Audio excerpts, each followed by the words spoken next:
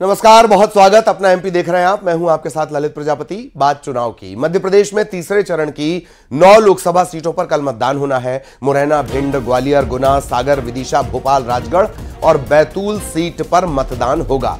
बैतूल हालांकि पिछले चरण में थी, लेकिन बीएसपी के जो कैंडिडेट थे उनके निधन के चलते अब बैतूल में भी मतदान इस चरण में, तीसरे चरण में होगा। गुना, विदिशा, राजगढ़ ये तमाम हाई प्रोफाइल सीट्स शामिल हैं। इन सीटों पर कुल 1,77,52,583 रजिस्टर्ड मतदाता हैं।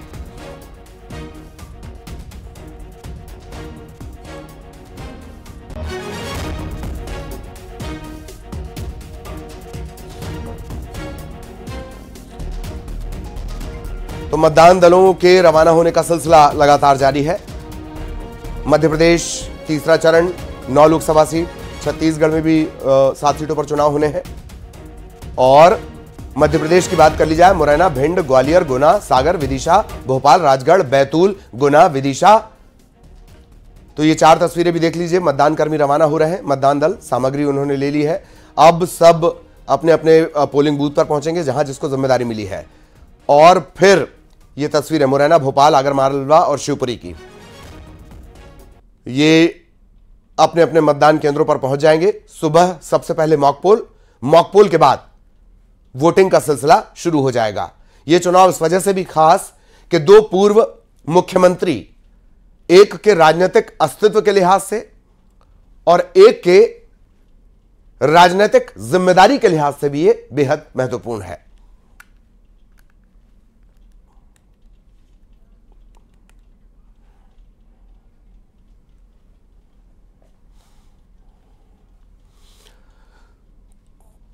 तो कल तीसरे चरण का मतदान और आज जो पोलिंग पार्टियां हैं वो रवाना हो रही हैं, धीरे धीरे रवाना हो रही हैं। मतदान कर्मियों में एक महिला मतदान कर्मी इन दिनों चर्चा में है। नाम है डॉक्टर दीपाली शेथे। इन्हें हरदा में पिंक बूथ पर तैनात किया गया। इनका अंदाज, इनका लुक चर्चा में है। इन्हें पहली बार चुनाव ड्यूटी पर लगाया गया है। महिला मतदान कर्मी का कहना है कि वो पूरी निष्ठा से अपनी जिम्मेदारी निभाएंगी। हम शासकीय कर्मचारी हैं, तो शासन के अधीनस्थ जो भी हमें सेवाएं दी जाती है, जो भी नियम और रेगुलेशंस के अंतर्गत सारे काम किए जाते हैं, हमें शासन ने निर्देश दिए हैं कि हमें मतदान में अपनी सेवाएं देना है। इसलिए आज हम यहाँ ड्यूटी के लिए आए हैं। आपके लुक को लेकर भी चर्चा हो रही है। बस मैं तो ऐसी हूँ सर। तो मध्य प्रदेश में 9 लोकसभा सीटों पर मतदान होगा। निर्वाचन आयोग ने एक प्रेस कॉन्फ्रेंस की है। गर्मी के चलते मतदान केंद्र पर खास अरेंजमेंट किए गए हैं। मतदान केंद्रों पर मिनी आईसीयू की तरह व्यवस्था की गई है। सबसे ज्यादा प्रत्याशी भोपाल में है, सबसे कम प्रत्याशी भिंड सीट पर है।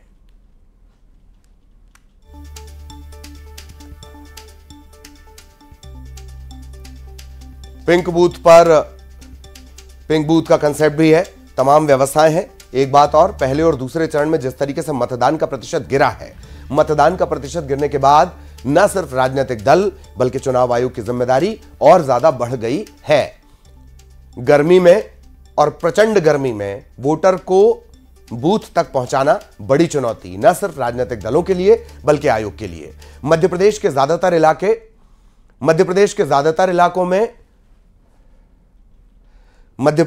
ज्यादातर जो इलाके हैं उनमें तापमान 40 के पार चला गया है। शैलेंद्र हमारे साथ जुड़े हुए हैं। शैलेंद्र के पास हम आपको लिए चलेंगे, किस तरीके से अरेंजमेंट है और क्या कुछ खास है। शैलेंद्र के पास हम आपको लिए चलते हैं। शैलेंद्र अभी हमारे साथ जुड़ रहे हैं। शैलेंद्र आपको नजर आ रहे होंगे। शैलेंद्र, भीषण गर्मी, हालांकि इन सब के बीच एक दो जिले ऐसे हैं जहां बारिश को लेकर भी अलर्ट जारी किया गया है। भीषण गर्मी के बीच वोटर को बूथ तक पहुंचाना न सिर्फ राजनीतिक पार्टियां बल्कि आयोग के लिए भी बड़ा सिरदर्द है। इन सब के बीच क्या अपडेट आपके पास? जी ललित, देखिए निर्वाचन आयोग ने अपनी पूरी तैयारियां की हैं और पहले 2 चरण में जिस तरह से मतदान प्रतिशत घटा था, तो इस बार तैयारी है कि ज़्यादा से ज़्यादा वोटर्स घर से निकलें और जितने मतदान केंद्र 20,000 से ज़्यादा पूरे 9 जो लोकसभा सीट पर चुनाव होना है वहाँ मतदान केंद्र बनाए गए। इन मतदान केंद्र पर सभी जगह पर जहाँ एसी कूलर्स की, पंखों की व्यवस्था की गई। इसके अलावा बाहर जो डोम भी छोटे लगाए गए हैं जिसमें अगर कोई लाइन लगने की स्थिति बनती है तो तो वोटर्स को धूप नहीं लगे। तो कहीं ना कहीं सारे इंतजाम निर्वाचन आयोग ने अपनी तरफ से किए हैं। चुनाव आयोग की गाइडलाइन का पूरा पालन किया गया है और वोटर्स को ज़्यादा निकालने के लिए घर से प्रेरित किया जा रहा है। लगातार अपील भी की जा रही है कि मतदान प्रतिशत बढ़े, लोग अपने जो वोट के अधिकार का है वो प्रयोग करें, उपयोग करें। तो उसके लिए सभी तरह के जो निर्देश दिए गए हैं। अति संवेदनशील जो केंद्र है वो 5744 है, उनके लिए अलग से व्यवस्था की गई है। पैरामिलिट्री फोर्सेस की व्यवस्था की गई है। इस बार चुनाव में सबसे महत्वपूर्ण बात है कि 3 बड़े दिग्गज नेता, जैसा आपने भी जिक्र किया कि पूर्व 2 सीएम शिवराज सिंह चौहान हो, दिग्विजय सिंह हो, ये 2 बड़े चेहरे हैं जो चुनाव मैदान में हैं। इसके अलावा केंद्रीय मंत्री ज्योतिरादित्य सिंधिया। तो तीसरा चरण सबसे हॉट है। जिस तरह गर्मी है उसी तरह सबसे हॉट सीट पर चुनाव है। तो कहीं ना कहीं गर्मी से बचने के भी इंतजाम है। दोनों पार्टियों ने भी इंतजाम किए कि पोलिंग बूथ पर लोग पहुंचे और ज़्यादा से ज़्यादा मतदान केंद्र में वोट डालें। तो कहीं ना कहीं व्यवस्थाएं लगातार और सुधारी गई है। पिछले 2 चरण से निर्वाचन आयोग ने भी सबक लिया है और पंखों की, कूलर की भी व्यवस्थाएं सभी मतदान केंद्र पर कर दी है। जी जी, ये बात भी सही है। सूरज की तपिश तो फिर भी 40 के आसपास है। सियासत की तपिश तो जाने कब से 50 पार कर गई है। 50 मैंने 4 तारीख के लिए रखा हुआ है। बहुत बहुत धन्यवाद शैलेंद्र आपका इस तमाम जानकारी के लिए। सहयोगी शैलेंद्र विस्तार से जानकारी दे रहे थे। और पिछले 2 चरण में कम मतदान प्रतिशत के बाद कई संस्थानों ने वोटिंग परसेंटेज बढ़ाने को लेकर पहल की है। कल तीसरे चरण में वोटिंग परसेंटेज बढ़ाने के लिए नए नए तरीके निकाले जा रहे हैं। भिंड में होटल संचालकों ने वोटर्स के लिए खाने में 10% तक का छूट रखा है। और वहीं भिंड में व्यापार मेले में झूले पर प्रति टिकट 10 रुपए की छूट दी है। डॉक्टर्स ने भी अपने प्राइवेट क्लिनिक में मरीजों को छूट दी है। इसके लिए वोट करने के बाद उंगली पर जो अमिट स्याही होती है वो आपको दिखाना है और इन तमाम जगहों पर आपको कंसेशन मिलेगा 10%। मतदान करके जो लोग आएंगे भिंड मेले में, जो छूट हमने दी है 7 दिन के लिए, 7 दिन तक छूट चलेगी। एक तो मेले के जितने झूले हैं उनको 10 रुपये पर टिकट में कम होगा से मतदान को उंगली दिखाने पर। दूसरा, हमारे व्यापारियों ने भी कई चीजों में छूट कर दी है। लोकसभा चुनाव के तीसरे चरण के मतदान के लिए तैयारियां पूरी हो चुकी हैं। कल होने वाले मतदान के लिए मतदान सामग्री का वितरण का काम शुरू हो चुका है। सुबह से ही मतदान दल अधिकारियों की जो भीड़ है वो जुट रही है। आपको बता दें 9 लोकसभा सीटों पर कल वोट डाले जाने हैं। मध्य प्रदेश की मध्य प्रदेश में 7 मई को तीसरे चरण के लोकसभा चुनावों के लिए मतदान होना है। चुनाव प्रशासन मतदान के लिए अपनी तैयारियों में जुटा हुआ है। आज जो चुनाव में लगे हुए कर्मचारी हैं उनको चुनाव सामग्री का वितरण, मतदान सामग्री का वितरण किया जा रहा है। राजधानी भोपाल के लाल परेड मैदान से ये जो चुनाव सामग्री है उसका वितरण यहां पर किया जा रहा है। मध्य प्रदेश की 9 लोकसभा सीटों पर मतदान होना है। सभी दल 9 लोकसभा सीटों में मतदान के लिए अब रवाना होने लगे हैं। 20,456 मतदान केंद्रों पर वोट जो हैं वो इन 9 सीटों पर डाले जाने हैं। वहीं भोपाल संसदीय सीट की अगर बात करें तो 2000 से अधिक मतदान केंद्र यहां पर होंगे। सुबह 7 बजे से मतदान की जो प्रक्रिया है वो शुरू होनी है और भोपाल में 18,000 कर्मचारी चुनावी ड्यूटी पर तैनात रहेंगे। कर्मचारियों के दल को लाल परेड मैदान से 500 बसों के जरिए मतदान केंद्र तक पहुंचाने का काम किया जाएगा और इस दौरान ट्रैफिक समेत अन्य व्यवस्थाओं का जिम्मा जो है वो पुलिस प्रशासन ने संभाला हुआ है। तो बड़े पैमाने पर जो तैयारियां हैं वो शुरू हो चुकी हैं। तस्वीरों में आप देख सकते हैं कि जो इलेक्शन कमीशन के ऑफिसर्स हैं और जो चुनाव ड्यूटी में लगे कर्मचारी हैं वो अपनी अपनी सामग्री को यहां से ले रहे हैं और मतदान केंद्रों पर पहुंचेंगे। वहां पर इन सामग्रियों को जो गाइडलाइंस है उनके अनुसार व्यवस्थित रखा जाएगा ताकि कल मतदान की पूरी प्रक्रिया जो है वो अपने समय पर शुरू हो चुके। वीडियो जर्नलिस्ट मनी सेंगर के साथ न्यूज 18 के लिए भोपाल से वासु चौरे। सीएम डॉक्टर मोहन यादव ने छिंदवाड़ा के शहीद विक्की पहाड़े को श्रद्धांजलि दी। सीएम ने कहा कि राज्य सरकार की तरफ से शहीद के परिवार को 1 करोड़ रुपए की आर्थिक मदद दी जाएगी। चुनाव के कारण इसके लिए आयोग से अनुमति ली जा रही है। शहीद के परिवार की इच्छा के मुताबिक शहीद के नाम पर गेट या प्रतिमा भी बनाई जाएगी। राज्य सरकार शहीद के परिवार की हर संभव मदद करेगी।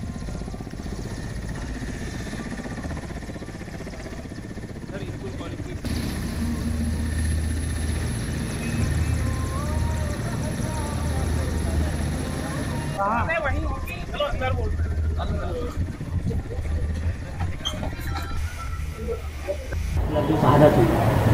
मान के चलता हूँ कि सेना की शहादत पे कांग्रेस की अपनी ये बहुत गलत भाव है कि जो कम से कम सेना को राजनीति से अलग रखना चाहिए। सेना ने पुरुषार्थ करके पराक्रम करके एक बार नहीं दो बार देश का मान बढ़ाया, सम्मान बढ़ाया, और उसी कारण से पूरे देश से आतंकवादी घटनाएं खत्म हो गई। याद करो, मैं यशस्वी प्रधानमंत्री नरेंद्र मोदी के पहले यही कांग्रेस के नेता जिनका आप नाम ले रहे हो, उनके पुराने वाले जितने लोग वो कहते थे आतंकवादी आ रहे हैं पाकिस्तान से, हम क्या करें, हमारे बस की बात नहीं है, हम आप पाकिस्तान से बात करेंगे। पाकिस्तान लातों के भूत बातों से नहीं मानते, क्या बात करेंगे, घर में घुस के मारना पड़ता, और दो बार मार के आए तो ये घटना कंट्रोल में आई, और उसकी जड़ धारा 370 को भी समाप्त करके ये छुटपुट एक आध घटना छोड़ दो तो पूरे देश में शांति और भाईचारा का जो वातावरण बना है, इसमें सबसे बड़ा कारण माननीय यशस्वी प्रधानमंत्री नरेंद्र मोदी और कांग्रेस के इसी कायरपन के कारण से देश ने 40,000 हत्याएं सहन की है और हजारों बहनों का मंगलसूत्र लूटे गए इसी चक्कर में। तो परिवार की हर संभव मदद की जाएगी, राज्य सरकार शहीद के परिवार के साथ है। ये तमाम बातें डॉक्टर मोहन यादव ने कही, और ये भी उनका कहना था कि शहीद के परिवार की इच्छा के मुताबिक शहीद के नाम पर गेट या प्रतिमा भी बनाई जाएगी। हालांकि जो बयान आपने सुना वो एक कांग्रेस नेता के बयान को लेकर उन्होंने नाराजगी जाहिर की, निंदा की कि सेना को राजनीति से अलग रखना चाहिए, सेना के चलते ही देश में आतंकी घटनाओं पर लगाम लगी है। ये बात जो अभी आपने बाइट सुनी, और शहीद के परिजनों से भी उन्होंने मुलाकात की। छिंदवाड़ा के रहने वाले शहीद विक्की पहाड़े, और उनके पार्थिव शरीर को पूरे सम्मान के साथ घर लाया गया। सहयोगी राजेश करमेले इस वक्त हमारे साथ जुड़े हुए, सीधा राजेश के पास आपको लिए चलेंगे। राजेश, सीएम साहब भी पहुंचे हुए थे, उन्होंने कहा है कि परिजन साथ में हैं, इसके अलावा विक्की की पार्थिव देह पहुंच चुकी है, क्या कुछ आगे का रहेगा और अंतिम सफर इस जवान का होगा, इसके बारे में भी अपडेट दें राजेश। बिल्कुल, देखिए अभी कुछ देर पहले विक्की पहाड़े का पार्थिव शरीर उनके निवास पहुंचा है। मेरे पीछे कुछ दूरी पर विक्की पहाड़े का घर है, वहां पर उनका पार्थिव शरीर लाया गया है। अभी कुछ संस्कार होने बाकी हैं, उसके बाद से वहां से पार्थिव शरीर को एक रैली के तौर पे निकाला जाएगा। एक गाड़ी सुसज्जित की गई है, क्योंकि जिले के माटी के लाल हैं, वो शहीद हुए हैं, इस वजह से जगह जगह उनके स्वागत होने हैं। पूरी शहर को सजाया गया है, खासतौर पे उनकी जो यात्रा जहां से निकलेगी अंतिम यात्रा, वहां खास तौर पे सुसज्जित किया गया है, चौराहों को सजाया गया है। सारी संस्थाएं, शहर की तमाम संस्थाएं, तमाम लोग इन चौराहों पे इकट्ठे हैं, पुष्प वर्षा के लिए तैयार हैं। इन लोगों की मांग कल रात से थी कि विक्की का जो शव है, वो विक्की का जो पार्थिव शरीर है, वो इन मार्गों से निकाला जाए। इसी को ध्यान में रखते हुए, उनकी भावनाओं को ध्यान में रखते हुए इस मार्ग को तय किया गया है। कुछ देर बाद यहाँ से यात्रा रवाना होगी, रवाना होने के बाद मोक्षधाम पहुंचेगी विभिन्न मार्गों से होते हुए, और वहां पर पूरे सम्मान, राजकीय सम्मान के साथ उनका अंतिम संस्कार किया जाएगा। जी जी, बहुत बहुत धन्यवाद राजेश। आगे भी आपके जरिए अपडेट अपने दर्शकों तक पहुंचाएंगे। न्यूज़ 18 परिवार भी शहीद विक्की की शहादत को सल्यूट करता है।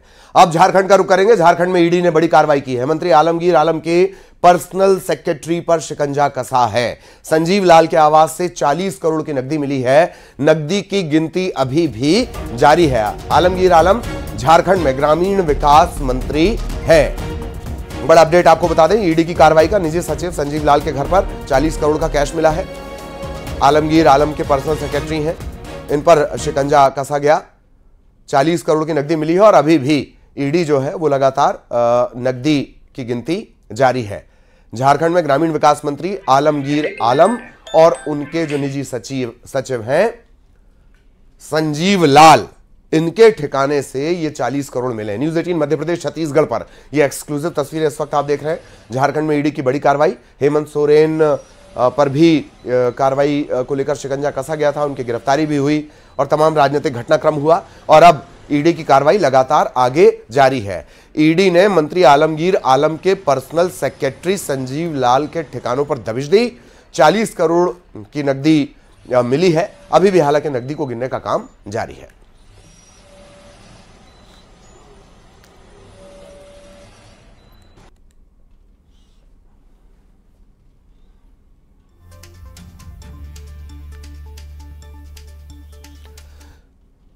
इधर शहडोल में एएसआई हत्याकांड में बड़ा एक्शन हुआ है। एएसआई की हत्या मामले में फरार तीसरा आरोपी गिरफ्तार कर लिया गया है।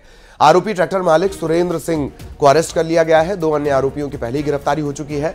फरार वारंटी को पकड़ने गए एएसआई की हत्या हुई थी। एएसआई महेंद्र बागरी की ट्रैक्टर से कुचलकर हत्या कर दी गई थी और अब इस मामले में जो तीसरा आरोपी है ट्रैक्टर मालिक सुरेंद्र सिंह, इसे अरेस्ट कर लिया गया है।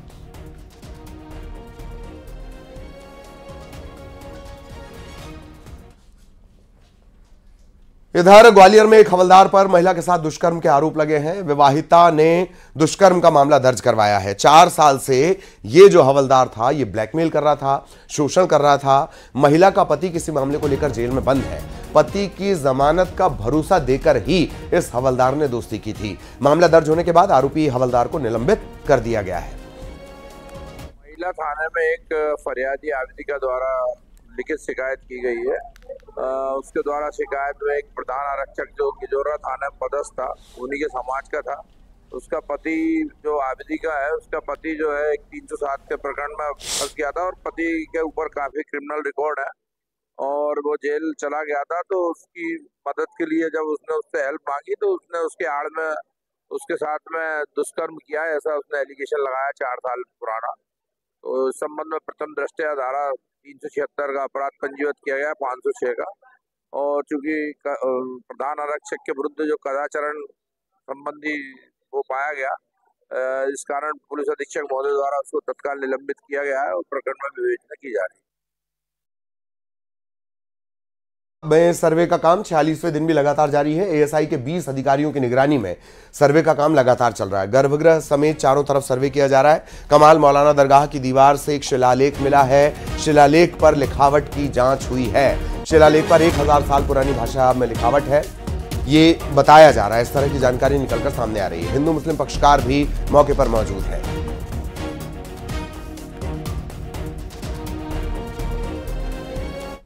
इधर ग्वालियर में सामने आया है रफ्तार का कहर। नगर निगम के डिप्टी कमिश्नर के बेटे समेत 2 की मौत हो गई है। विक्की फैक्ट्री चौराहे पर तेज रफ्तार कार पलट गई।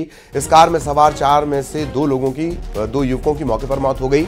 22 साल के वारिस श्रीवास्तव और ऋषभ सिंह की मौत हो गई है। नगर निगम के डिप्टी कमिश्नर शिशिर श्रीवास्तव का बेटा था वारिद। हादसे में 2 लोग घायल हैं, अस्पताल में भर्ती करवाया गया है।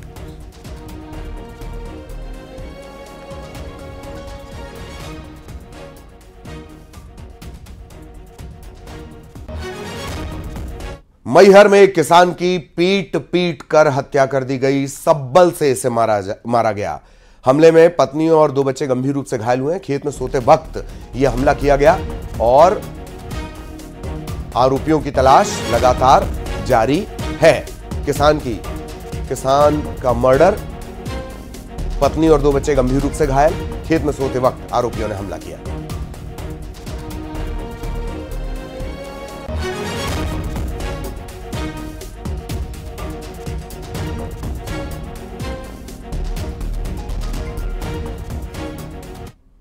चुनावी भागदौड़ के बीच कैबिनेट मंत्री कैलाश विजयवर्गीय इंदौर में पितृ पर्वत पहुंचे। कैबिनेट मंत्री पित्रेश्वर महादेव मंदिर में चल रहे भजन कीर्तन में शामिल हुए। कैलाश विजयवर्गीय भगवान श्री राम की भक्ति में जमकर झूमे, भजन गाया, भक्त भी झूम उठे। उनका ये वीडियो सोशल मीडिया पर वायरल हो रहा है।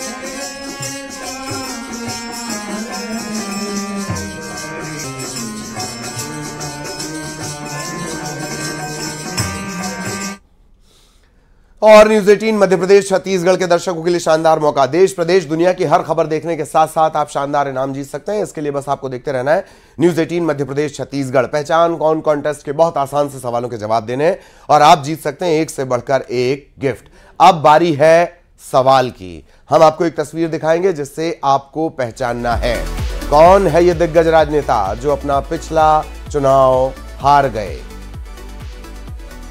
इस नंबर पर आप मिस्ड कॉल दे सकते हैं, क्यूआर कोड को स्कैन कर सकते हैं और बन सकते हैं लकी विनर।